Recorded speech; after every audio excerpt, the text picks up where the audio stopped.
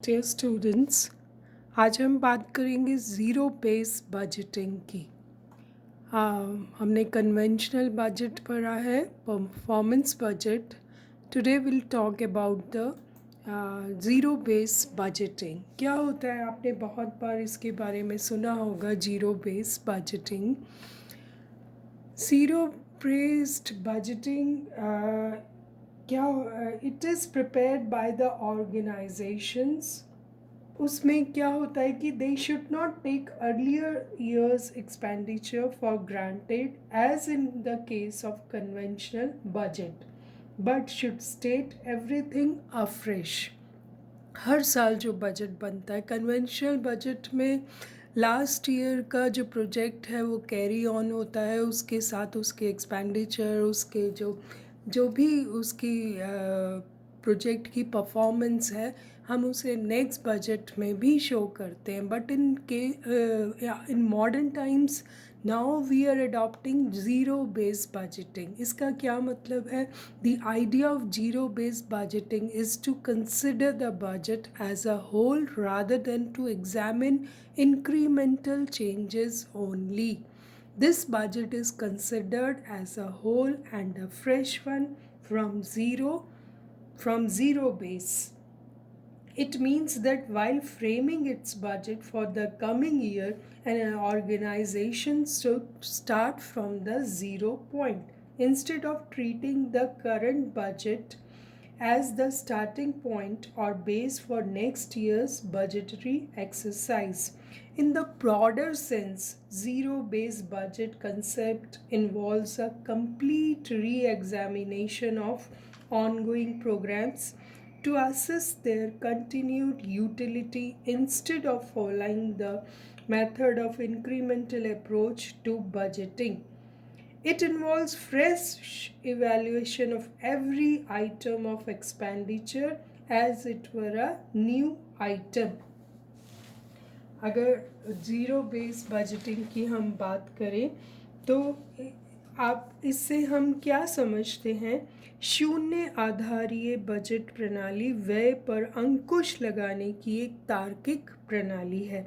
इस प्रणाली में विगत व्ययों को विचार को आधार नहीं बनाया जाता और नए सिरे से ही बजट बनाया जाता है। प्रश्न यह नहीं होता कि व्यय में कितनी वृद्धि अथवा कितनी कमी की जाए, प्रश्न ये है कि खर्च किया जाए या नहीं।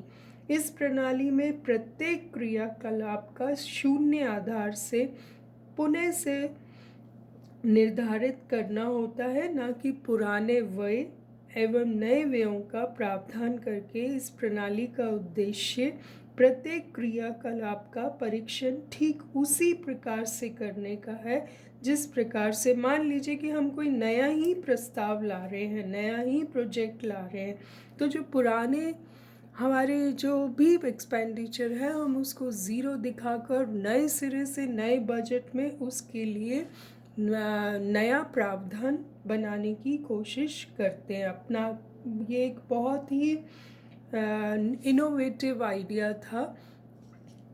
इस प्रणाली को हम सूर्यास्त बजट प्रणाली भी कहते हैं, सनसेट बजट सिस्टम, जिसका अर्थ यह है कि वित्तीय वर्ष के सूर्यास्त से पूर्व प्रत्येक विभाग को एक शून्य आधारीय बजट प्रस्तुत करना होता है जिसमें उसके प्रत्येक क्रियाकलाप व उपलब्धियों का लेखा जोखा रहता है। जैसे कि अभी जो टाइम है, budget is about to prepare, तो उस बजट को बनाने से पहले जो गवर्नमेंट है वो सभी डिपार्टमेंट से ये रिक्वेस्ट करती है, या it is a part of the procedure कि उन्हें अपने सारी जो भी उन्होंने लास्ट ईयर में अचीव किया उसको उनको सबमिट करना होता है। उनकी परफॉर्मेंस क्या थी, उनके वीकनेसेस क्या थी, या वो प्रोजेक्ट क्यों नहीं हो पाया, पैसा क्यों नहीं जो भी डिपार्टमेंट्स को दिया था,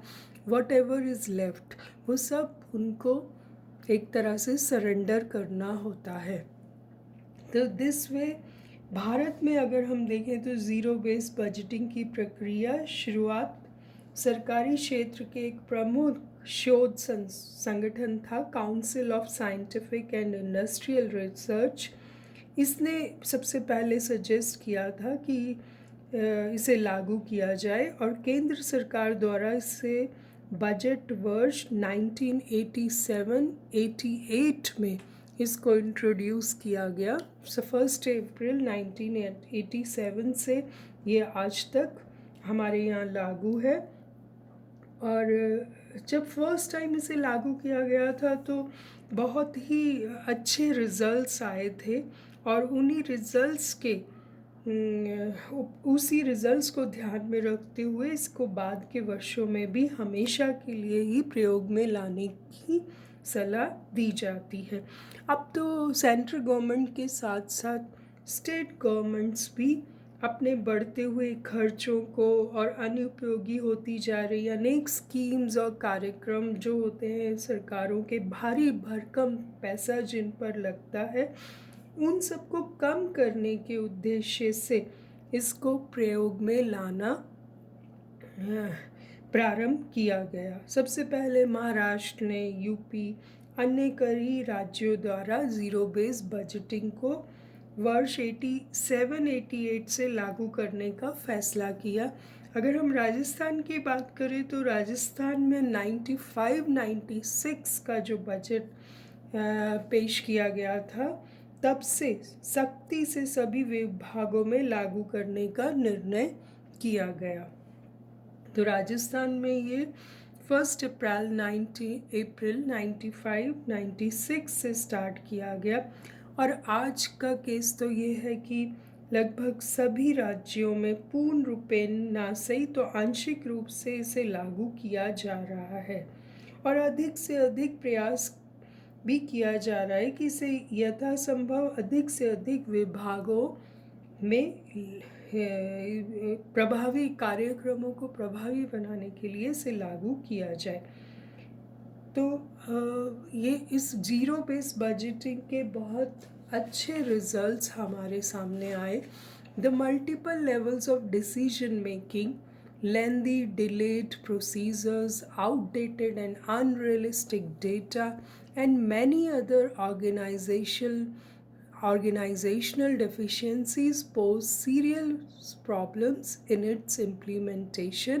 और उन सब चीज़ों को जो भी कन्वेंशनल बजट या परफॉर्मेंस बजट की जो वीकनेसेस थी उसको ये दूर करता है।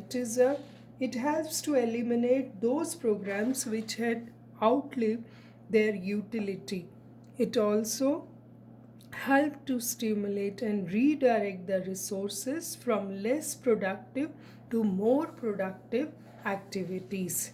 हाँ, एक बात और कि इसको सबसे पहले अमेरिका के जॉर्जिया प्रांत के बजट में जो उस टाइम गवर्नर थे जिमी कार्टर, उन्होंने इसे अपनाया था और बाद में 1979 में अमेरिका के राष्ट्रीय बजट में जब जिमी कार्टर राष्ट्रपति बन गए अमेरिका के, तो उन्होंने इसे अपनाया। तो बहुत ही इफ़ेक्टिव है ये अपने एक्सपेंडिचर्स को कम करने के लिए, कटौती करने के लिए, और जो सरकारों के घाटे दिन ब दिन बढ़ते जा रहे हैं उसको कम करने के लिए it is a very effective system of budgeting. तो हमने देखा आज कि ज़ीरो बेस बजटिंग किस तरह से काम करता है और it is very effective to cut the expenditure and lengthy delayed procedures and many other deficiencies which were posed by the conventional budget and performance budget। हम नेक्स्ट लेक्चर में कोई और टॉपिक लेंगे। Thank you so much.